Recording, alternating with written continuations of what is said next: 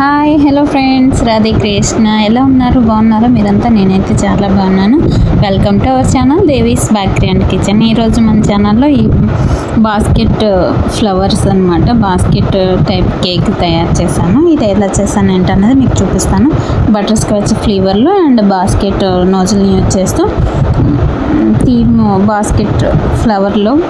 బాస్కెట్లో flowers అన్నీ fill అయి ఉండేటట్టు చేశాను అనమాట. చూసేద్దాం. ఫస్ట్ అయితే ఒక బౌల్ తీసుకొని అందులోని బటర్ స్కాచ్ కేక్ కాబట్టి వెనీలా ప్రీమిక్స్ పౌడర్ని అయితే తీసుకుంటున్నాను. చూడండి, ఇది కప్పు హిసాబ్లో తీసుకున్న అండ్ వెయిట్ మిషన్లో తీసుకున్న సేమ్ ఉంటుంది. 125 ml అనమాట. ఇది కప్పు, హాఫ్ కప్పు. అది చూసారా, గ్రామ్స్లో కూడా 124 వచ్చింది.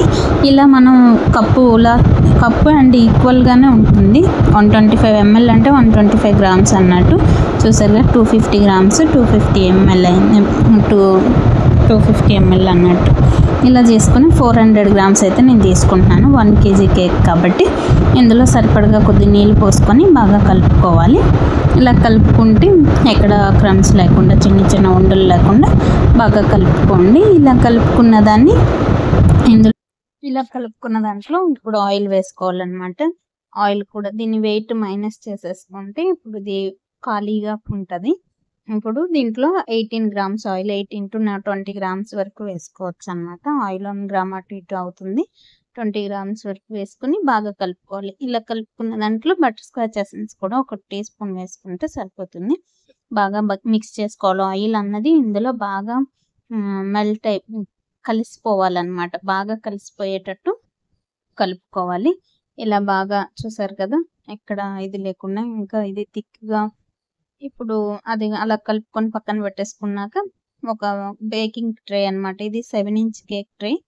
ఇది తీసుకొని 1 kg కాబట్టి 7-inch కేక్ ట్రే అయితే సరిపోతుంది. దీనికి ఆయిల్ కొద్దిగా గ్రీస్ చేసి దాంట్లో బటర్ పేపర్ కూడా పెట్టుకుంటే బాగా మనకి డిమోల్డ్ చేసేటప్పుడు ఈజీగా డిమోల్డ్ అయిపోతుంది అనమాట. చూసారు కదా, ఇలా నేను ఈ వీడియోలో చూపించినట్టు ఒకవేళ బటర్ పేపర్ లేదు అవైలబుల్ అంటే కొద్దిగా మైదా డస్టింగ్ చేసుకోవచ్చు. నేను ఇంతకుముందు వీడియోలో కూడా చెప్పాను ఎలా చేయాలని, ఒకసారి చెక్ చేయండి. లేదు అంటే కొద్దిగా ఆయిల్ వేసి దాంట్లో మైదా వేసుకొని 4 వైపులో బాగా స్ప్రెడ్ అయ్యేలా వేసుకోవాలి. ఇప్పుడు మనం ముందుగా రెడీ చేసి పెట్టుకున్న ఈ కేక్ బ్యాటర్ని అయితే అందులో ట్రాన్స్ఫర్ చేసేసుకొని కేక్ ట్రేలోకి దీన్ని ఇప్పుడు మనం 180 degrees సెంటీగ్రేడ్లో ఒక 20 minutes, మీ ఓవెన్ పైన కూడా డిపెండ్ అవుతుంది. 30 minutes కూడా పట్టచ్చు, 35 minutes కూడా పట్టచ్చు.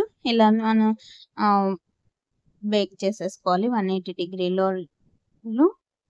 చూసారు కదా, ఇలా ట్రాన్స్ఫర్ చేసేసుకొని బేక్ చేసేసుకుందాం.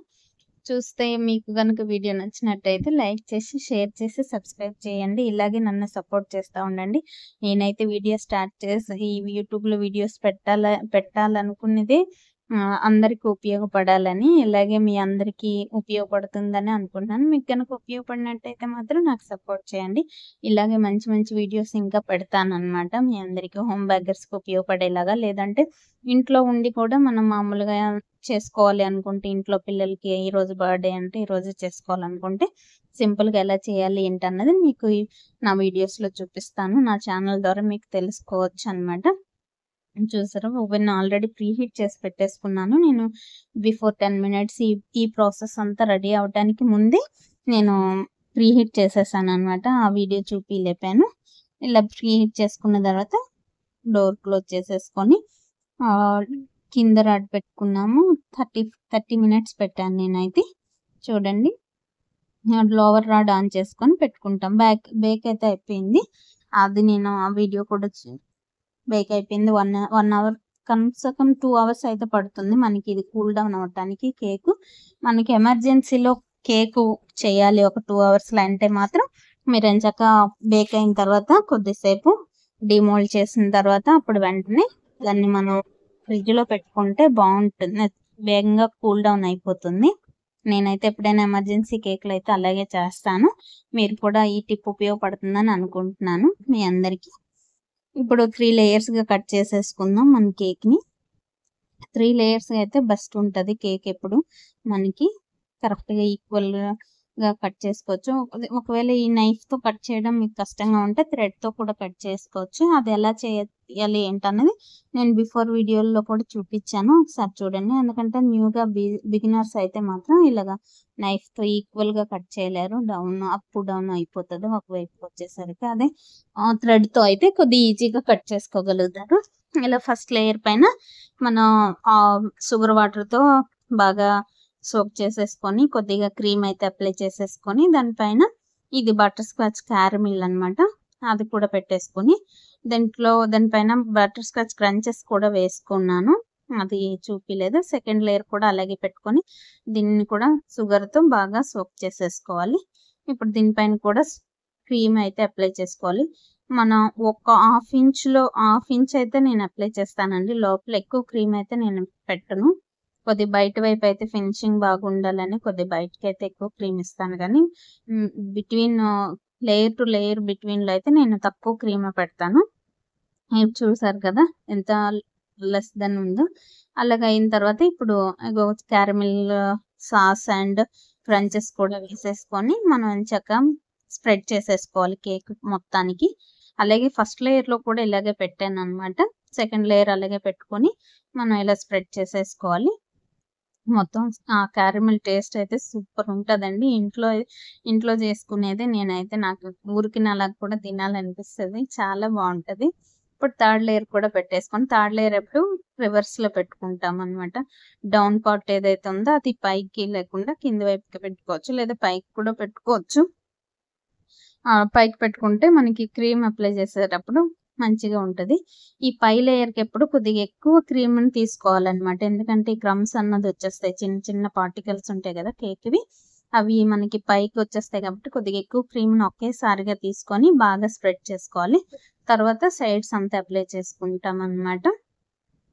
ఇలా అప్లై చేసుకుంటే మీకు ఈజీగా అవుతుందన్నమాట. ఇలాగా చూసారా అది ప్యాటిల్ నైఫ్‌ని మనం అలా పెట్టి ఒకసారి ఇలా టర్న్ తిప్పితే ఈక్వల్‌గా ఉంటది.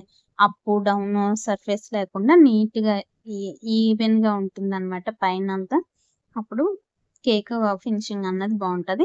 సైడ్స్ అంతా కోట్ చేసేస్తున్నాను. క్రమ్ కోట్ చేసేసుకుంటాను. నేను ఫస్ట్ ఎప్పుడు కొద్దిగా క్రమ్ కోట్ చేసుకున్న తర్వాత నెక్స్ట్ నేను ఫుల్‌గా క్రీమ్ అయితే పెట్టుకుంటాను. అప్పుడైతే బాగా ఫినిషింగ్ అయితే వస్తది. అలా చేసుకుంటాను. మీకు కూడా ఈ టిప్ ఉపయోగపడుతుందని అనుకుంటున్నాను.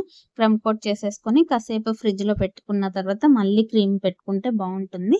ఇలా చేసుకుంటే ఈజీగా మనకి కేక్ అన్నది ఫినిషింగ్ బాగా వస్తుంది. చూసారు కదా వీడియో. నేనైతే చాలా కష్టపడి ఈ వీడియో అయితే తీసి ఎడిటింగ్ చేసి ఇంత చేస్తున్నాను మీకోసమే కదా. మీరు అలాగా నాకు కొద్దిగా సపోర్ట్ చేస్తే బాగుంటుందన్నమాట. ఇలాగే ఈ వీడియో తీయటానికి నేను ఒక 1 డే ఎంత కష్టపడతానో, అప్పటికప్పుడు ఎమర్జెన్సీ కేక్ ఆర్డర్ వస్తుంది. అట్ ద సేమ్ టైం మీకు చూపిద్దాంలే అని చెప్పి మీకోసమని వీడియో అయితే తీస్తున్నాను. అలాగే మీకోసమని అండ్ నా కోసం కూడా, నాకు కూడా యూట్యూబ్లో పెట్టుకుంటే మంచిగా ఉంటుంది కదా నాకు.